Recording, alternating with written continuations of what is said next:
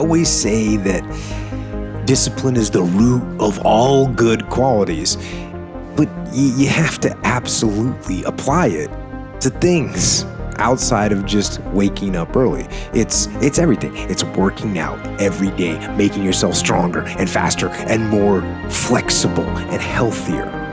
Discipline is eating the right foods to fuel your system. It's about disciplining your emotions so you can make good decisions.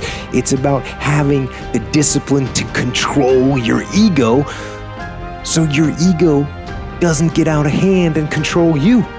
It's about treating people the way you would want to be treated and doing the tasks that you don't necessarily want to do, but that you know will help you or help your team. It's about facing your fears. It takes discipline to face your fears so you can conquer them. And that's what discipline is. Discipline means taking the hard road, the uphill road, to do what's right for yourself and for other people. You have to be on a constant reminder. Almost like how you put a reminder on your phone, 15 minutes, you got this. That has to be in your brain. You've done too much. Stop. And what happens in life is that we start to see our lives become so successful. We're making money. We're doing this. We're doing that. I want more. I want more. I push harder. I'm all about pushing hard. Don't get me wrong. Obviously. I'm all about it. But to push as hard as you can, you have to be mindful of the machine that's pushing. It is going to end up dying. And then it takes years to get it back, so you lose that time. That time is gone. You know, I lost 5 years of I could be crushing it. Where now I'm just now back to crushing it, realizing, God, man, I learned the hard way. That's really sometimes the only way to learn.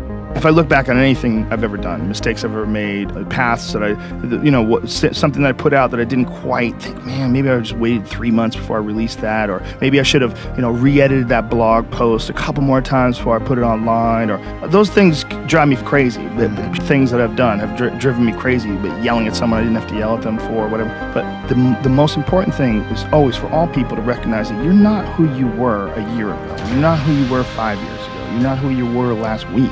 You're who you are now, and this is the only you have control over. So you gotta regulate how much you dwell on regrets of the past. You really gotta be careful, because it's good to have a little. Because my regrets, whether it's things of professional nature or the very few regrets friendship-wise, which is one thing that makes me very happy.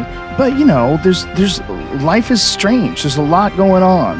There's a lot of factors happening in life. But for sure, who I am now wouldn't have ever happened if I didn't f up. If I didn't make those mistakes, I wouldn't have understand the importance of friendship and kindness. And if I hadn't been cruel at some point in my life, or someone hadn't been cruel to me, I wouldn't understand the beauty of love. I wouldn't understand the full range of it, because I hadn't felt the sting. If nobody ever punches you in the face, you don't really appreciate safety. Because a lot of people don't even understand what safety is. You put, oh, we're safe, but you are so not safe at any moment. And when someone's punched you in the face a bunch of times, and you've been in a street fight with some guy you barely knew, you've gotten in an argument with, there's something about regular safety that's sweeter. It's more delicious. It's way better to drive your car straight after you almost lost control on a turn.